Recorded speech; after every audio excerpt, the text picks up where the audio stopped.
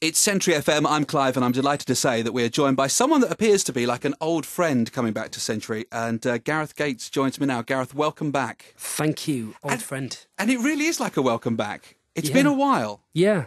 We know you from Pop Idol, we know you from the single sales, the album sales, the arena tours, which must have been exhausting. Yep, sure. And now you're back, and you have a great new album and a great new single. Thank you. And the one thing that seems to have never have left you is the fans. You have such a good fan base in this country. Yeah, the fact that I've been away for 3 years, it's really amazing how they've all just waited very patiently. If I was waiting that long for one of my sort of favourite music stars, I'd have moved on a long time ago. But the fans are great. You know, they're really, really supportive of everything. And was there a time when you thought, I won't come back? No. Simon Fuller's always had a lot of faith in me as an artist, and I've always known, and we've always spoke of making a new album. In that 3-year break, what would you say was the lowest point? The 3 years that I've had off, the most of it's just been high points. I've worked on my speech. I've never been able to give interviews before. Having a stammer, I joined a speech therapy program called the Maguire program, which helps out control stammers. Which is a big thing for me, and it's a really sort of fulfilling feeling. That's been a really high point. Making a record that I'm passionate about.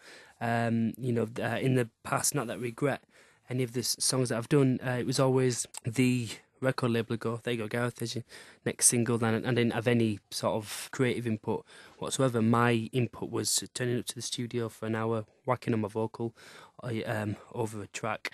And then I'd leave, and that was my input to a hit record. Which served its purpose. It was great, but I was never.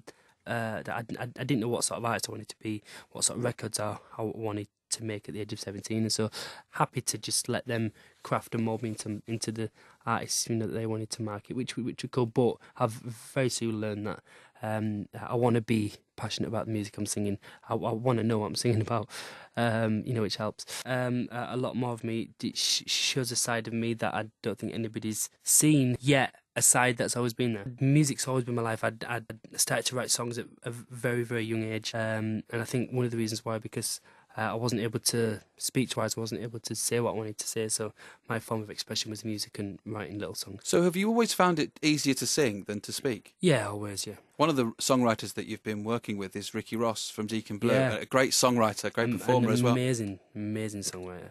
In what ways has he been helping you? Yeah, I went up there last year for a week.